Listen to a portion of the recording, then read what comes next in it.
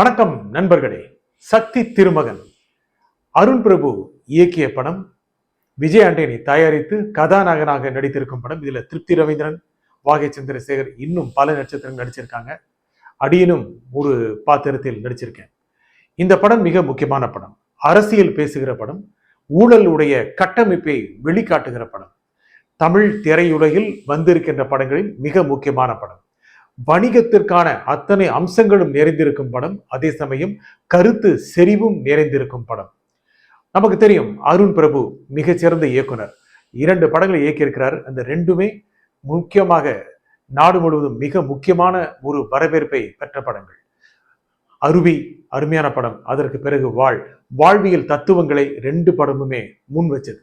இந்த மாதிரி ஒரு சூழ்நிலையில அவர் எடுத்திருக்கும் அடுத்த படம் தான் சக்தி திருமகன். சக்தி திருமகன் ஒரு மிகப்பெரிய அளவுக்கான ஒரு அரசியல் ஊழலை நம் முன்னால வைக்கிறது. அரசியல் ஊழல் அப்படின்னா அது அரசியல்வாதிகள்கிட்ட மட்டுமில்ல, சமூகத்துல எந்த அளவுக்கு இந்த ஊழல் கட்டமைப்பு கொண்டு இருக்கு, அதன் மூலம் சாதாரண மக்கள் எப்படி பாதிக்கப்படுறாங்க அப்படிங்கிறத இந்த படம் சொல்லுது. இந்த படத்துல விஜய் ஆண்டனி கிட்டு அப்படிங்கிற பாத்திரத்துல நடிச்சிருக்கிறாரு. கிட்டு குழந்தையா இருக்கும் போதே கைவிடப்படுறாரு, ஆதரவற்ற குழந்தையாக மாறுறாரு. அவரை வாகை சந்திரசேகர் தான் வளர்க்கிறாரு. அவரோடு சேர்ந்து அவரிடம் பெரியார் தத்துவங்களும் பெரியார் கருத்தியலும் வளர்க்கப்படுகிறது. வாகை சந்திரசேகர் அந்த விதமான தத்துவங்களை முன்வைக்கிறாரு. கருப்பு சட்டை அணிந்த ஒரு கதாபாத்திரமாக அவர் வருகிறார். தமிழ் திரைப்படங்கள்ல அது மாதிரியான பாத்திரங்கள் மிகவும் குறைவு. அது போன்ற படங்கள் வந்திருக்கு. இருந்தாலும் கூட ஒரு வணிகத்திற்கான, அதே சமயம் தத்துவத்தை முன்வைக்கின்ற, அதே சமயம் அதிக அளவுக்கான சமூக சீர்கேடுகளை உரத்து சொல்கின்ற படங்களில் கருப்பு சட்டைக்காரர்கள் தோன்றுவது சற்று அதிசயம்தான். இந்த படத்துல அது இருக்கு. அந்த மாதிரியான ஒரு பின்னணியில வளர்ந்த கிட்டு என்ற பாத்திரம் சென்னை போன்ற ஒரு தலைநகரங்கள்ல இருந்து இந்தியா முழுக்க இருக்கின்ற மிகப்பெரிய அரசியல்வாதிகளோட ஒரு கட்டமைப்பை ஏற்படுத்தி கொண்டு ஊழலை வளர்த்து அதன் மூலம் பணம் பெற்று அவர்களுக்கும் பணம் கொடுத்து அதே மாதிரியான சாதாரண மக்களுக்கும் மிகச்சிறந்த மிகவும் நெருக்கமான உதவிகளை செய்கின்ற பாத்திரம் தான் கிட்டு. முதல் பாகம் முழுக்க பார்த்தோம்னா எந்த மாதிரியான சிக்கல்கள் வருது, யாருக்கு கிட்டுங்கிற பாத்திரம், விஜய் ஆண்டனி பாத்திரம் பொறி வைக்குது, இந்த பொறி வைப்பதில் யார் யார் சிக்கிக் கொள்கிறார்கள், யார் யார் சிக்கிக் கொள்வதில்லை, யார் யார் மகிழ்ச்சி அடைகிறார்கள், யாருடைய மகிழ்ச்சி பறிக்கப்படுகிறது, இதெல்லாம் அதனுடைய முதல் பாதியில அதிகமாக அடுக்கப்படுகிறது. 2 மணி நேரம் 40 நிமிஷம் இருக்கிற படம். ஆனால் அதனுடைய திரைக்கதை படுவேகமாக போகிறது. ஒரு ரேஸ்ல ஓடுகின்ற குதிரை போன்ற ஒரு வேகம் திரைக்கதையில் இருக்கு. ஏகப்பட்ட காட்சிகள், ஆனா எல்லாமே நுணுக்கமா மாறுகின்ற காட்சிகள், நிறைய பாத்திரங்கள், அத்தனை பாத்திரங்களுக்குமே ஒரு நியாயம், ஒரு முக்கியத்துவம் கொடுக்கப்பட்டிருக்கு. அந்த முதல் பாதி என்ன நடக்க போகிறது, ஏன் இந்த அளவுக்கான ஒரு வலை விரிக்கப்படுகிறது, யார் அதில் சிக்க போகிறார்கள் அப்படிங்கிறது கொஞ்சம் கொஞ்சமா வளர்த்துக்கிட்டே போறாரு இயக்குனர். அந்த வளர்ப்புல நிறைய பேர் சிக்கிக்கிறாங்க, நிறைய பேர் அதுல தப்பிக்கிறாங்க, சாதாரண மக்களுக்கு நன்மைகள் கிடைக்குது. இதை வளர்த்தெடுத்துக்கின்ற அந்த முறை இருக்கல்லவா, அது ரொம்ப ரொம்ப வித்தியாசமானது. இதுவரை பல படங்கள் இதே போன்ற ஒரு கருத்து கலக்குவது வந்திருக்கலாம். ஆனால் இந்த படம் விரிக்கின்ற ஒரு களம், இந்த படம் விரிக்கின்ற கதையுடைய ஒரு விவரணை முழுக்க வேறுபட்டதாக இருக்கு. அதை பார்க்கின்ற பார்வையாளருக்கு ஏதோ ஒரு புது அனுபவம் கிடைச்ச மாதிரி இருக்கு. அதே சமயம் எந்த விதத்திலும் வருகின்ற பார்வையாளர் எந்தவித ஏமாற்றமும் கொள்ளாத வகையில் இருக்கையிலேயே அமர வைத்து விடுகிறது திரைக்கதை.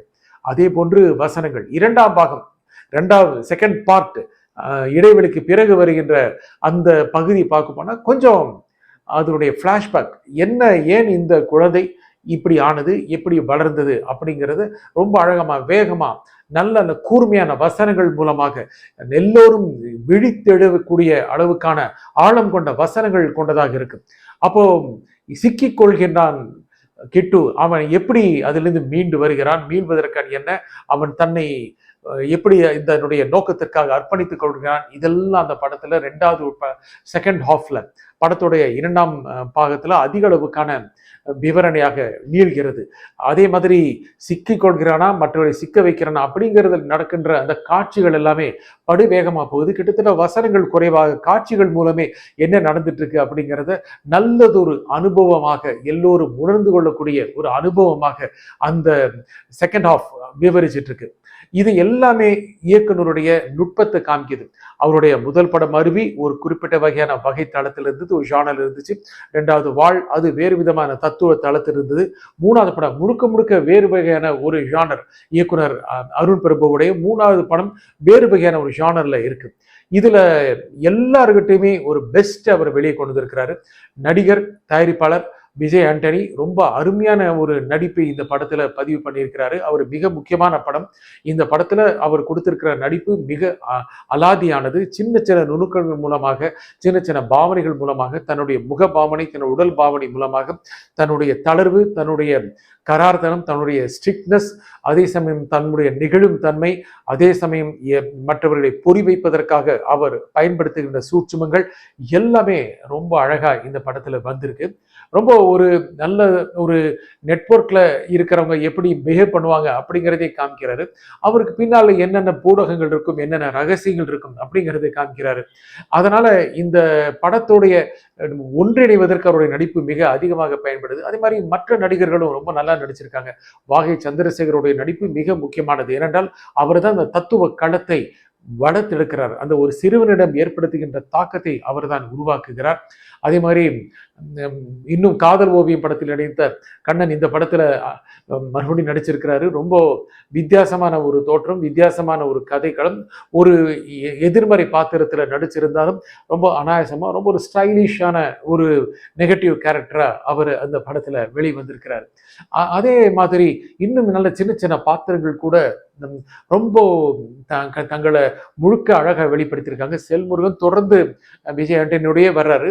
அந்த மாதிரி வரும்போது அவர் கொடுக்கிற பாவங்கள் எல்லாம் புரிந்து கொண்ட தன்மைகள் இதெல்லாமே ரொம்ப அழகா பதிவாகி இருக்கு.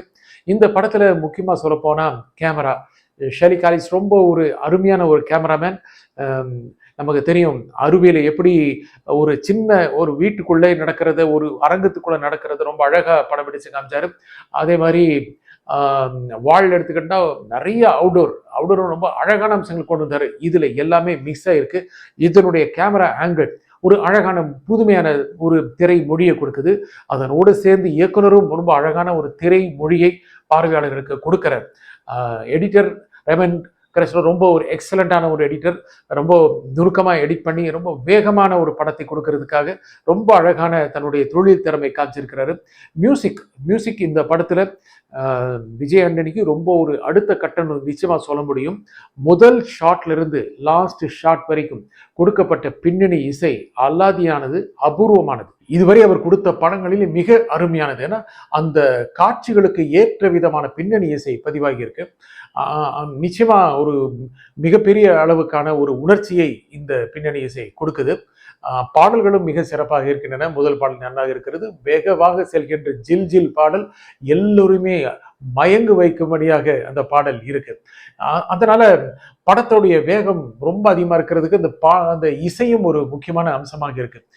இறுதியில என்னாகும், இறுதியில எல்லாருக்கும் தீர்வு கிடைக்குமா, தீர்வு கிடைக்கிறதுனா என்ன, தீர்வு கிடைக்கிறது நல்லவர்கள் வெல்வதா, அல்லது தீர்வு கிடைப்பது என்பது எல்லோருக்கும் நல்லது நடக்கிறதா, அல்லது என்ன ஒரு துயரத்தோடு ஒரு தீர்வு கிடைக்கும், இந்த மாதிரியான அவலங்களை எல்லாமே இந்த படத்தில் நிறைய அடுக்கி வச்சிருக்கிறாரு இயக்குனர் அருண் பிரபு. இந்த படம் தமிழ் திரை வரலாற்றில் ஒரு முக்கியமான படமாக இருக்கும். இந்த மாதிரியான ஜானர்ல ரொம்ப ஒரு ஃபார்வர்டா இருக்கின்ற ஒரு நெரேட்டிவ் கொண்ட ஒரு படம் இந்த படம் சக்தி திருமகன் நிச்சயமாக பார்வையாளர்களுக்கு மிக நல்ல ஒரு அனுபவத்தை கொடுக்கும். திரும்ப திரும்ப அதை பார்ப்பதற்கான ஒரு தூண்டுதலை கொடுக்கும். ஏனென்றால் எந்த அளவுக்கு நம்முடைய அரசியல் சூழ்நிலையில், சமூக சூழ்நிலையில் எப்படி ஊழல் என்பது மண்டி கிடக்கிறது, எந்த அளவுக்கு வேரூன்றி கிடக்கிறது அப்படிங்கிறது அணுவா இந்த படம் விளக்கு காட்டுது. எல்லோரும் ஏதோ ஒரு வகையில் ஒரு சிரமத்தை இந்த ஊழல் மூலம் அனுபவித்திருப்பார்கள். அதை இந்த படம் நெருக்கமாக நின்று சொல்கிறது, நின்று பார்க்கிறது. அப்படி பார்க்கும்போது இந்த படம் ஒரு முக்கியமான படம், ஒரு திருப்பு முனை சார்ந்த படம். இந்த படம் நிச்சயமாக வெற்றி பெறும் என்று நம்பலாம். நன்றி, வணக்கம்.